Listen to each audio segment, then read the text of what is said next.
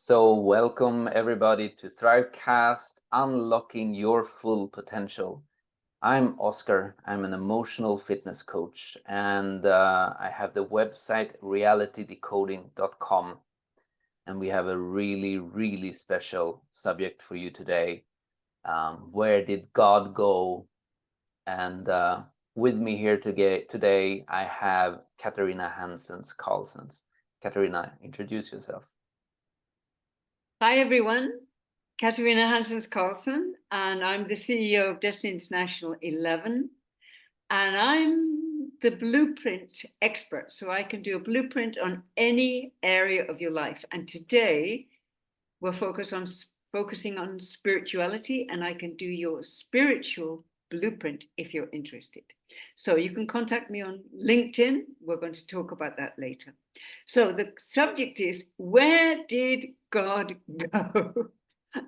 If God did go.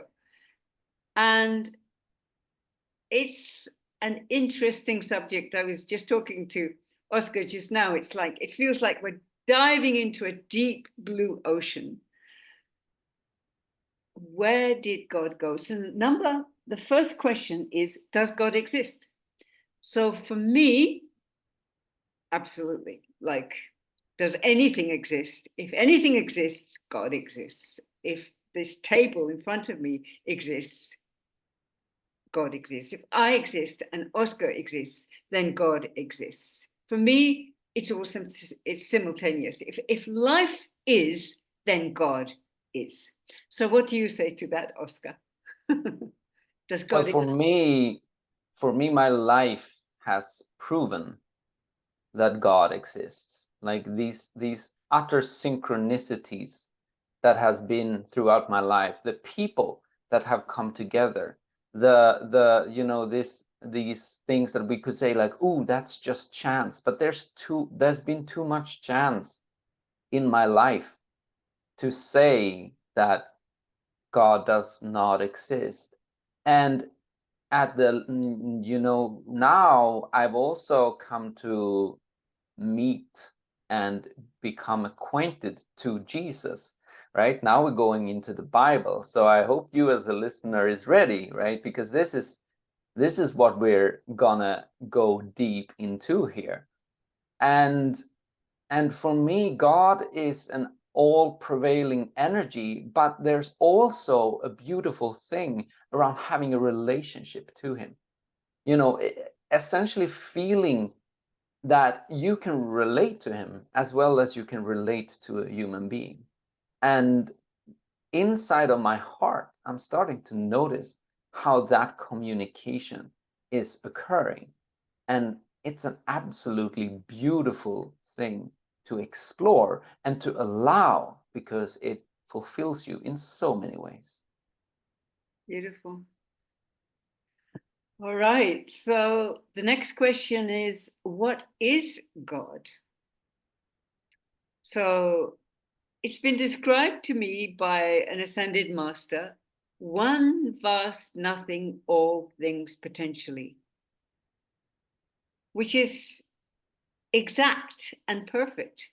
But for me, God is, it's like every universe, multiple thousands and thousands and thousands of universes are filled with this ocean of love.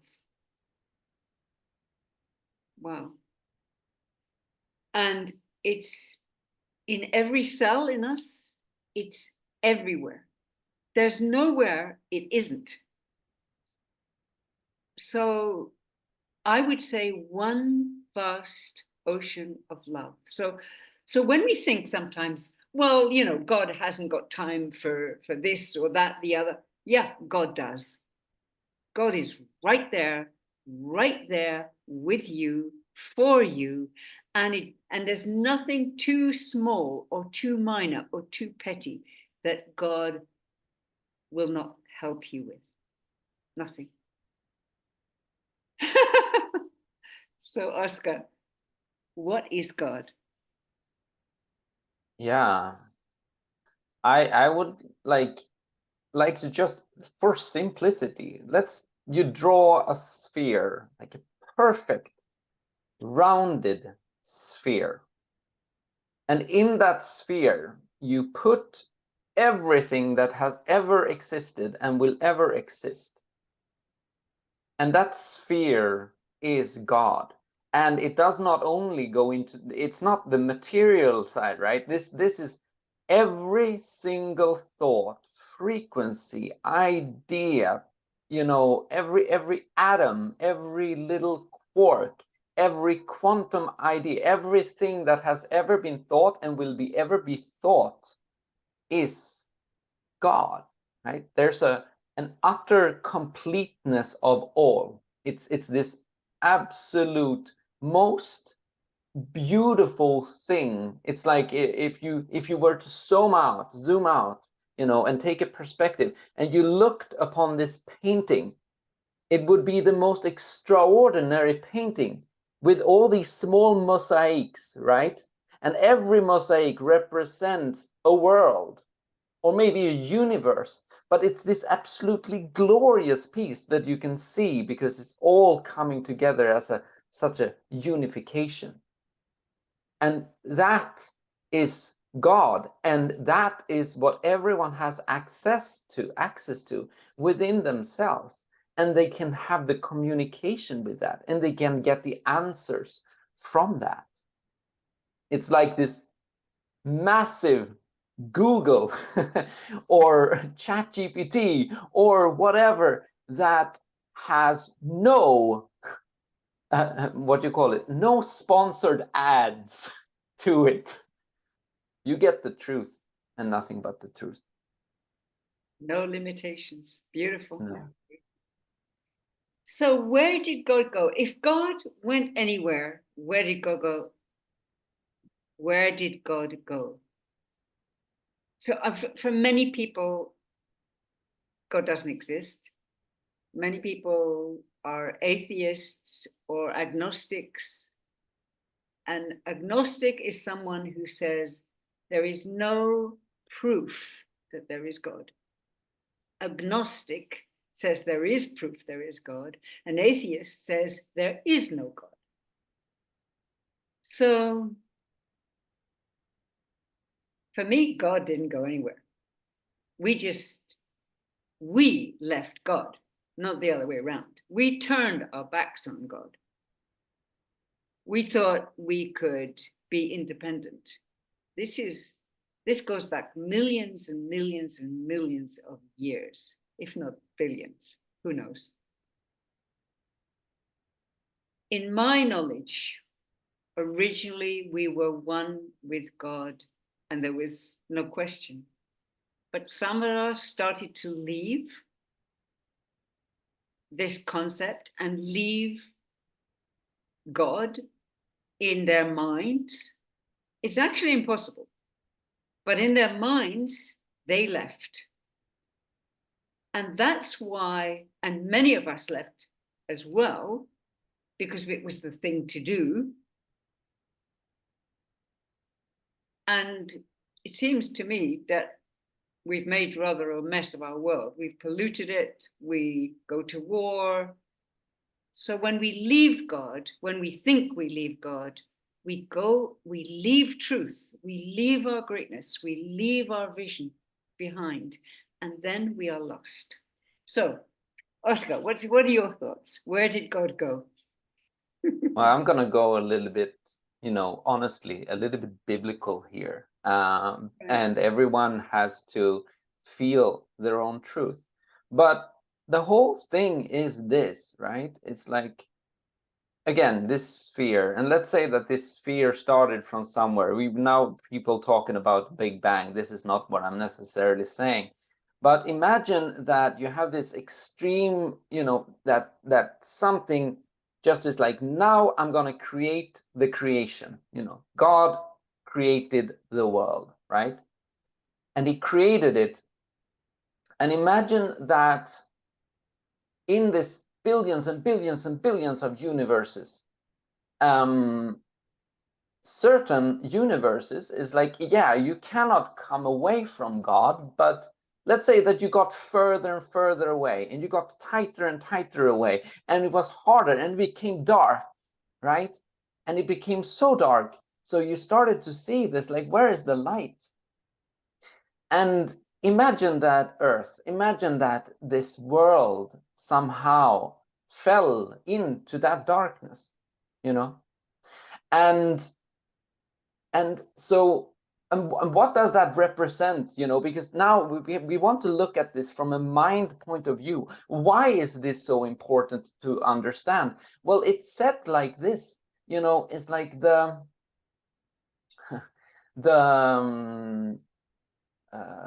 what is called? Well, now I sort of lost my way here, but it will get back to me. But it's like, let me think about this so I get a good thing that will come around this. Okay, so imagine that, you know, it was talked about this. It was said that the original sin was pride. And the pride is essentially the thing that you're saying that you're better than God, right? That God is not perfect. You can be a little bit better than God, right? And that was the whole myth around Lucifer. Lucifer, or was called the morning star, the one that thought that he could make it better than God could do, right? And so because of that, he sort of seeded this idea of that it needs to be a work. You need to deserve something. You need to produce. You need to become. You need to be this absolute grandness in order to be, you know, be looked at by God, you know, to be embraced by God. And and so that was, and when God saw that, he cast him out of heaven, right? That's the biblical idea around this. And you know, and then you come to this place where essentially he starts introducing this concept to Adam and Eve, that are the stewarders of the Garden of Eden. And we eat of the apple of, you know, we eat of the apple from the tree of knowledge. And as we do that, then we get the idea of right and wrong. And it's like,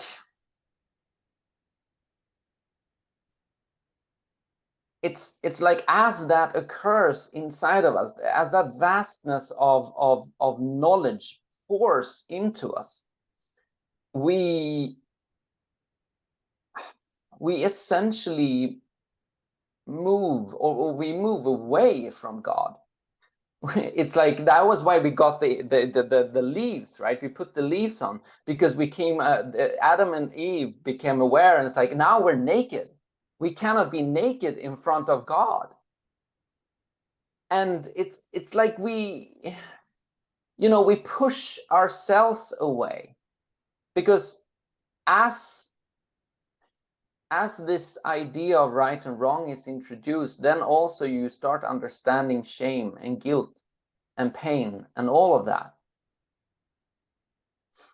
And that is what causes us to fall into that. And it becomes what is called the original sin. And if you also want to be like, if you want to go into this and like explore it further, right, then it's also saying that what Adam did, he turned over the stewardess, or the stewarding of the Garden of Eden, which was earth, to Lucifer. So Lucifer has the right to be the ruler of earth. And it's interesting to look at that. It's like, is that true or is it not true? Well, it depends. But if you look upon it, because people say, it's like, you know what, there's so much war outside, there's so much wrongness, there's so many things. How can that be God's work, right? Is it God's work or is it not? It's hard to say. But what it said, at least, is that the ruler of this earth, until Jesus Christ came, is Lucifer. And therefore, everything that you see is affected in the thought by that false accuser. And so where did God go? Well, he didn't go anywhere, but you became delusional in this whole, sphere of energies, and you lost your way, and you listened to worldly knowledge that are influenced by, well, whether you feel it's right or wrong, but let's say that you're looking at it's actually, if it's the devil, then you have to be mindful of what knowledge, what truths do you listen to? And how do you get back to that? Well, they speak of Jesus Christ and they speak of God, but I would argue that it's about you honestly be very open-minded and start asking for God to show himself in your life. This was a long one, but I wanted to elaborate on it. Thank you, Oscar. We all have our beliefs, we all have our influences, and in my view, it's very important to allow people to believe what they choose to believe. All right, as long as it doesn't harm anybody else. Anyway, so my next question is God to blame? I mean, somebody dies and there are people who say, well, God took this child from us, or God took this person from us. I don't agree. I don't think that God is to blame for wars or disease or pollution. God does not punish us. If God punished us, he would be punishing himself. And why would he do that? So we are responsible. We're not to blame, but we are responsible for wars, pollution, everything on this planet. Yes, we are. And God is not to blame. God is completely innocent. God has given us free will to murder, to kill, to go to war, to destroy the planet. So God does not intervene unless asked. And then it's not necessarily given. So it's a tricky question, but for me, God is not to blame for anything, but we are responsible. So Oscar, what do you say? Is God well, again, yeah, exactly. Now we go back to this. God is not to be blamed. And I would go back to this idea of the false accuser, because you as a listener, you know that maybe when you've been in an argument, or when you've had, when you've been angry at someone, or you've actually gone over someone else's boundaries, right? That you felt maybe some type of remorse. Maybe you felt shameful. Maybe you felt all of these things. And this is the idea, right? You need to be you need to understand that those emotions, first of all, if you do wrong, you're supposed to feel wrong. But the problem is that as a human being, we have a tendency to fall in this idea of unworthiness. And we feel that we are not loved by God. And if you're not loved by God, you start seeking external approval. and you go to the, you do so many things in order to get that approval. And that's why do people, oh, why do I get money, or why do we trick people, why do we get that? It's like because money becomes this idea of approval, right? That's why we're saying also money is the root of all evil. It doesn't have to be, but we put it as a substitute of love and many other things as well, right? We put things into our heart that is a substitute for God. Because everyone goes around with a hole in their heart. And that hole can only be filled by God. It can only be filled through your relationship to Him. And ultimately, that's where we're heading. And so that is the problem around this. And if we were now to talk again about the devil, right? He knows that if you have this hole, he can use that hole to accuse you, to shame you, to blame you, to guilt you, to anything in order to make whatever, or to destroy you, right? Because ultimately, what is suicide? It is us destroying ourselves because we cannot handle what we're thinking about ourselves, right? So, and when we invite God into that, we actually invite mercy, we invite grace, we invite the understanding that regardless of what I've ever done in my life, I am loved by God. But you need to give yourself permission to receive that love. Yeah. Thank you, Oscar. So I just want to say to everyone, we're not here to convince you of anything. We're not here to say I'm right or wrong about this. We are just expressing ourselves in the subject of God, which is, I feel, almost taboo today. It's almost like nobody talks about that except the church, etc., etc. But it's about time. So we're bringing this subject back.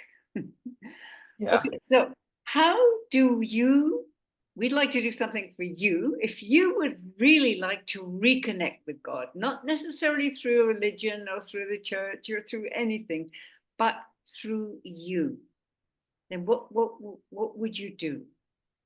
I would say, number one, love yourself. And that's quite a journey.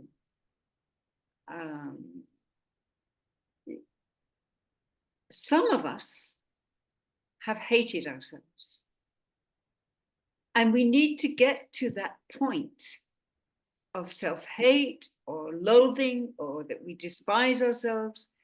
When we get to that, we know we're lying to ourselves. That's the inner saboteur.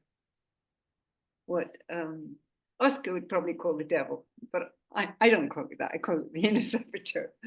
So the inner saboteur does not want you to love yourself. Don't love yourself. Love everything that you are, the good, the bad, the ugly. When you do that, you are closer to God. When you listen within, that's number two, listen within. You deeply, deeply, deeply listen. Have the courage to be alone sometimes. Not to be a recluse necessarily, but to be in solitude and listen deeply to your thoughts. And God speaks to you in a still, small voice. God doesn't shout. Or it could be a feeling. So listen more within. You have a soul within you. Everyone has a soul, whether they acknowledge it or not, that you have a soul and you have a spirit. And the soul, the purpose of the soul is to remember every emotion you've ever had so that you grow in wisdom. The purpose of the Spirit, or one of the purposes of the Spirit, is to remember every single thought you've ever had. So listen within. Be grateful. Be grateful for what you do have. Even if it's just your life, be grateful. And that's a huge thing. If you think about it, I'm alive today. Be grateful for everything. So gratitude.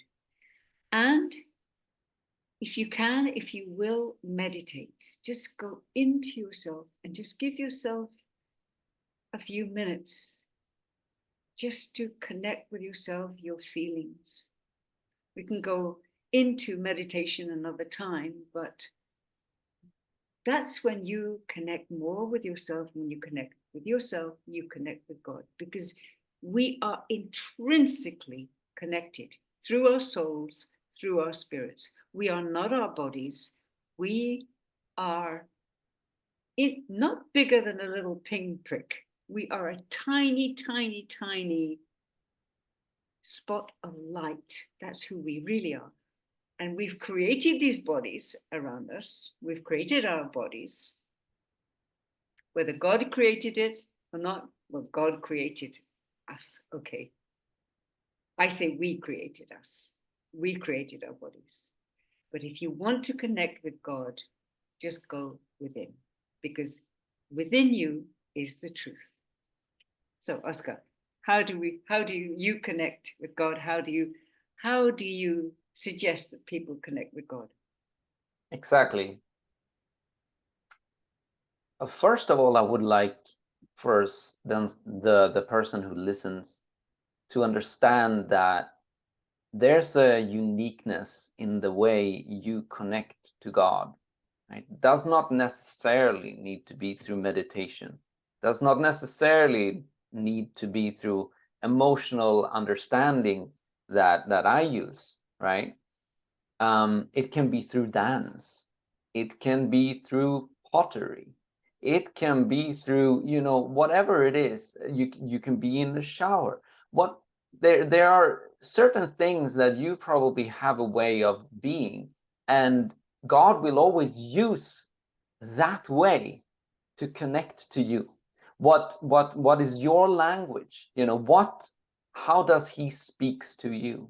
So if you start looking at the things in your life that you're doing so regularly, but so effortlessly, and you love to do them, most certainly you will actually find God through that means. So just ask yourself, essentially, what do I love to do, and what do I do so effortlessly, and what is so easy for me, and where do I feel most fulfilled, and what fills myself with a sense of joy when I'm doing it, or when I'm reading it, or whatever it is, right? There you will find God. And from there, you will start to build your relationship with him. Personally, I just sit and I start looking at any area in my life, and I hold it in front of me, and I'm saying, I don't know what to do with this, God, but please, Lord, please, Jesus, please come in and show me what is the truth here, because I cannot grasp it as I am right now, but I know that you do. And as I hold that there, I start sensing how this energy that I'm holding, it starts moving, and it starts becoming easy and transform. And then certain understandings erupt inside of me. But that is my method. And I'm here to say that you have your unique method, and honor that, because that's where you will find God. Beautiful. Yeah, you're talking about, for me, Oscar, you're talking about being in the zone. When we're in the zone, like I am when I paint, I go to another place. I completely forget about my body. I'm not hungry. I don't have to go to the bathroom. Time disappears. And then I'm in the zone with God. So it's beautiful. Amazing. And imagine the type of painting that comes out of that zone. Yeah. Yeah. Another time I'll show you my paintings. I'd love to. All right, right. Okay, so Oscar, how do we get in touch with you? Well, you will reach me through realitydecoding.com, and I have my YouTube channel, Oscar Nygren, and also my Facebook group, Live Your Purpose. And Katarina, how do we get in touch with you? I'm Katarina Hanssens Carlsson. That's my real name and my brand name. Everybody calls me Katarina. However, my official name is Catherine Carlsson, which LinkedIn has chosen to call me by, which is my true passport name, Catherine Carlsson, Katherine, Carlsson, Carlsson, and I'm on LinkedIn, so you can reach me there. And I'm also going to leave my Calendly link so you can reach me there. And if you would like to do a spiritual blueprint, find out your spiritual blueprint. If you want to know your spiritual identity, what your sabotage strategy is in your spirituality, and you want to reframe it, and you want to have a very clear idea of your driving spiritual purpose and your spiritual vision, then contact me. So thank you so much for listening, everyone. Oscar, would you like to say a parting? No, nothing else but saying that thank you for everyone who has listened to the end of this show, and thank you for you taking in this perspective and being so open-minded. We really appreciate you, and yeah, know that God is with you, whether you believe him or not, and he will always be there when you're asking for him. Thank you, Oscar. Thank So you. next week, stay with us and have a great week. Yeah. Take care, everyone. Take care. Bye-bye.